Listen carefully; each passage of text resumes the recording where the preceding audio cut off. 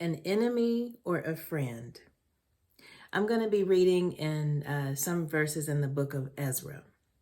In the book of Ezra, it talks about after the Israelites were taken from the land, some Israelites were allowed to go back and rebuild it.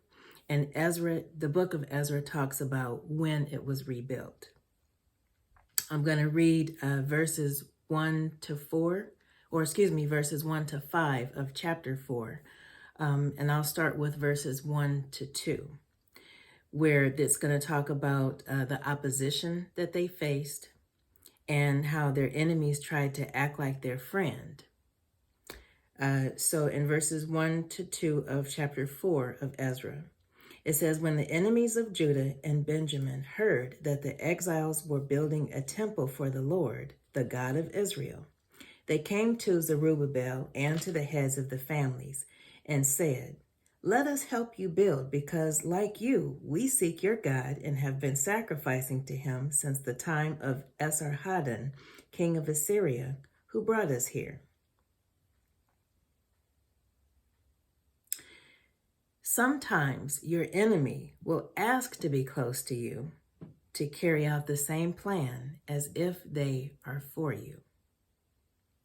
In verses 3 to 4, it's going to talk about the heads of Israel declining their offer, and then they ended up finding other ways to discourage them.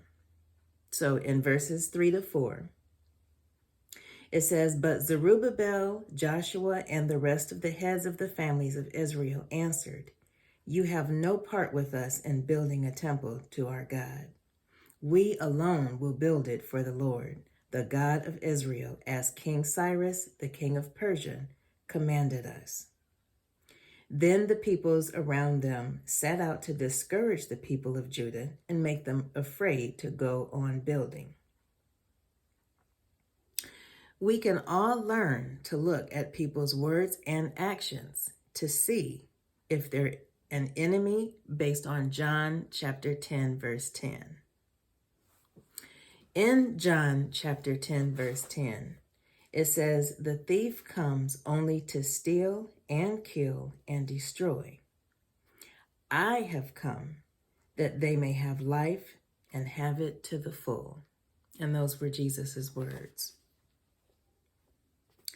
We can all ask ourselves, what is their character like? Are they showing the character of someone that would steal, kill, or destroy anything from our lives? Or are they showing the character of someone that would give and add to our lives in an abundant way like Christ would?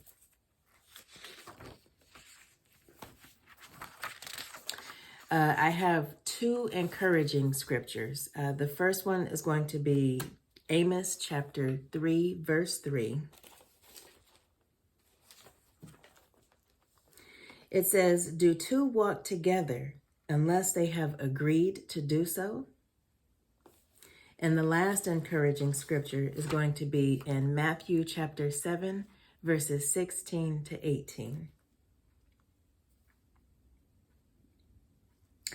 It says, and this is Jesus talking again, by their fruit you will recognize them.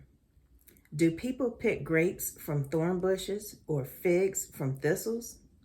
Likewise, every good tree bears good fruit, but a bad tree bears bad fruit. A good tree cannot bear bad fruit, and a bad tree cannot bear good fruit.